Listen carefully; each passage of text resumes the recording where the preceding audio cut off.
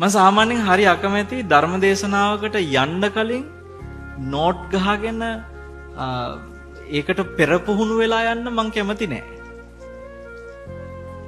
එහෙම කරනකොට මගේ හිතට දැන් හිතෙනවා ඒ කියන්නේ මම මේ දේශනේ වෙනුවෙන් තමයි මේ කරුණ ඔලුවට ගන්න. ඒක පිරිසිදු නෑ පින්වත්නි. දේශනේ වෙනුවෙන් කරුණ ඔලුවට ගන්න එක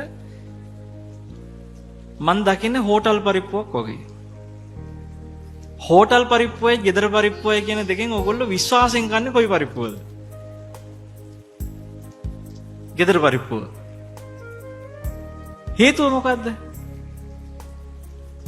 සමහරට පින්වත්නි හෝටල් පරිප්පුව ගෙදර පරිප්පුවට වඩා රස කරලා දෙන්න පුළුවන්.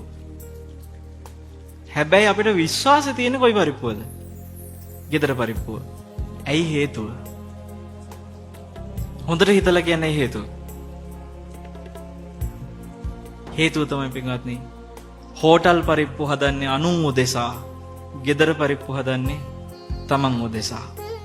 තමන් උදෙසා හදාගත්ත දෙයක් කද්දී සැනසීමෙන් කන්න විශ්වාසයක් තියනවද නැද්ද?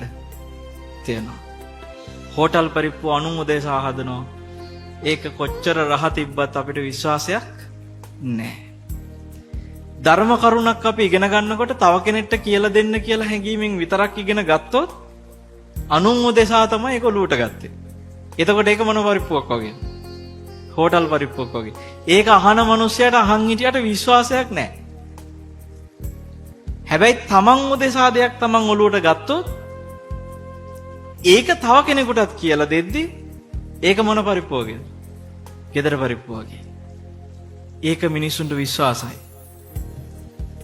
දැන් මේ කියන දහම ගැන විශ්වාසයක් තියෙන නිසානේ මේ ඔයගොල්ලෝ මෙතෙන්ට ආවේ.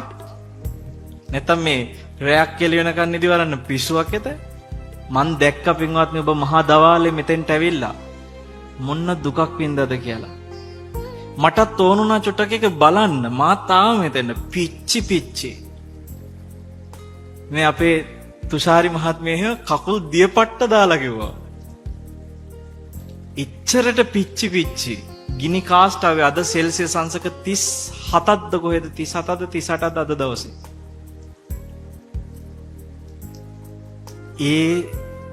ඒ දැනිච්ච දුක ඔබ පින්වත්නි විඳ මට හිතාගන්න බෑ මේ මළුවේ වාඩි වෙලා හිටියා. සමහරව මෙතනින් වඩිනකොට අර පිච්චි දුවගෙන එනවා වඳින්න. ඇයි මේ? ගෙදර ඉන්න බැරුවටද? දැන් මේ හැම කෙනාම ගෙදරින් චුත වෙලා එකපාරට මෙතන පහළුනේ නැහැ. ඔයගොල්ලෝ යම් වියහියදමක් දරාගෙන කො බලන්න කෝච්චි වල ආපුවා අතෝසන්. හොඳට පේන උඩට අතෝසන්. හැමතැනම තැන් වල ඉන්නවා. ඕගොල්ලෝ කෝච්චිය හරි සනීපෙට නිදහසේ ආවද හිර වෙලා මහා අමාරු වෙන්නේ දාවේ? ඈ? කොහොමද? ඈ? පැය 8ක් හිටගෙන හිර වෙලා. පැය 8ක් හිටගෙන හිර වෙලා ඇයි පින්වත්නි හිම දුක් විඳගෙන එන්නේ? ඇයි ඔබට මේ භාග්‍යතුන් වහන්සේගේ ධර්මය ගැන ඒ තරම් හැඟීමක්, බැඳීමක්, දැනීමක් තියෙන්නේ? ඒ ධර්මය පින්වත්නි අපි කතා කරන්න ඕනේ අනුන් උදෙසා නෙමෙයි කව උදෙසාද? අනිවාර්යෙන් ඒ ධර්මයේ තමන් උදෙසා අරගෙන ඒක තමයි අපි කතා කරන්න ඕනේ. විශ්වාස කරන ධම්සප්පවතුම් සූත්‍රයෙන් බුදු ගුණයක් කියලා දෙන්න ඕනේ කියලා මං තීරණය කළේ මෙතනදී.